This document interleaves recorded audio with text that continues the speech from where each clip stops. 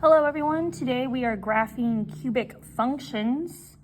So let's start with the parent function. Y equals 1 times x cubed. Be aware you will never see that 1 there, but we want to just have a parent function to go off of. Making our x and y t-chart. -2, -1, 0, 1, 2 are the go-to points. When I put -2 in for x, -2 cubed is -8. -8 times 1 is -8. There's my first point. -2, -8.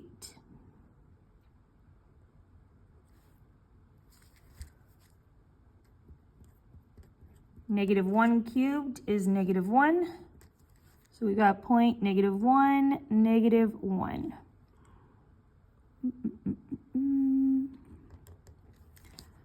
Anything times 0 cubed is 0. So we have our point there. Then we do the same thing with 1. 1 cubed is 1. And 2 cubed is 8. Let's plot those points.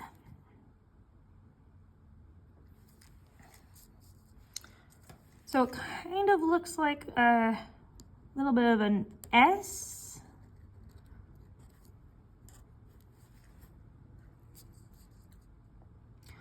When A is positive, the arrows, okay, basically as x gets larger, so does the y. As x gets smaller, the y's also get smaller. But in short, you could just do this for now. There's a more proper way of writing the in behavior, but for now, let's just focus on the arrows. Up and to the right, down and to the left. Let's change this up just slightly. This time we're going to say -1 times x cubed. That's the same as -x cubed.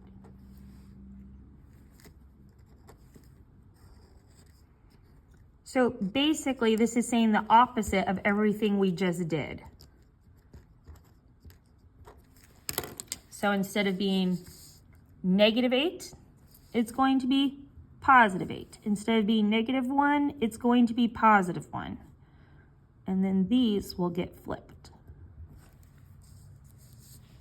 So plotting our points.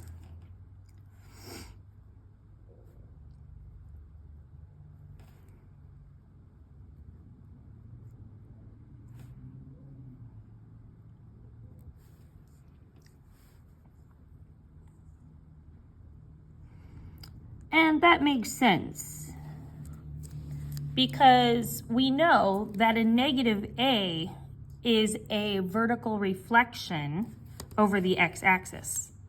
So what was down is now up. What was up is now down.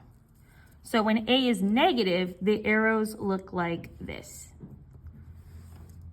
Okay, again, we just care about in behavior here. Big picture stuff.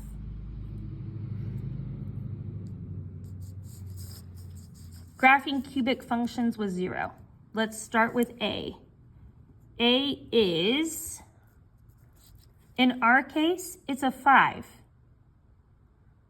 That's what the coefficient is of the multiplier. So A is a +5. So I know my in behavior is going to look like this. One arrow is going to be going down and to the left. The other one's going to be up and to the right. Now let's find our zeros.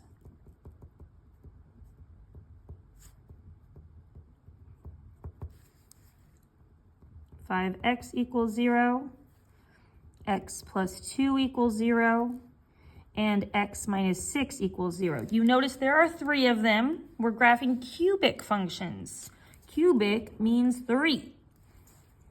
So we find out that x = 0, x = -2, and x = +6. So I'm graphing those points.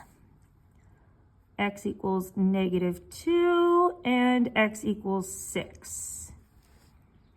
Now from here, I'm not picky. We haven't learned all the, specifics about how to find those maximum and minimum points. So from here, let's just plug in some numbers.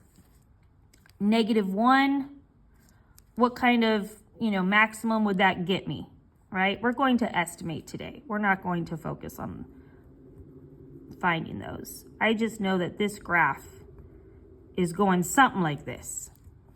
Okay, again, big picture today. There is, you can use an X and Y table if you want to find these exact values, but for today's purpose, we're just graphing big picture. What is it going to look like?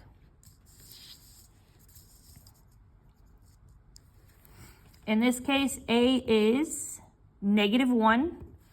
That value multiplied by X, our coefficient, is -1. So I know my in behavior means we're going up and to the left and down and to the right. That's what my big picture is going to look like. Now we're going to set up each piece to find our zeros.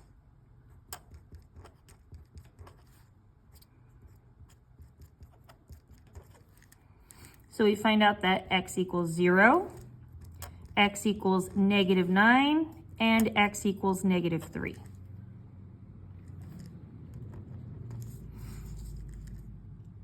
Reminder, when we're solving for zeros, we're solving for our x-intercepts. And again, I know my graph is going up and to the left, down and to the right. So from here, you can just graph something. I don't really care about your maximum and minimums. We just want to get the big picture. We'll learn how to get these other points later on. Okay, that's where we're going to stop for today. That's the basics for graphing cubic functions, using zeros to at least create that curve. All right, that's it.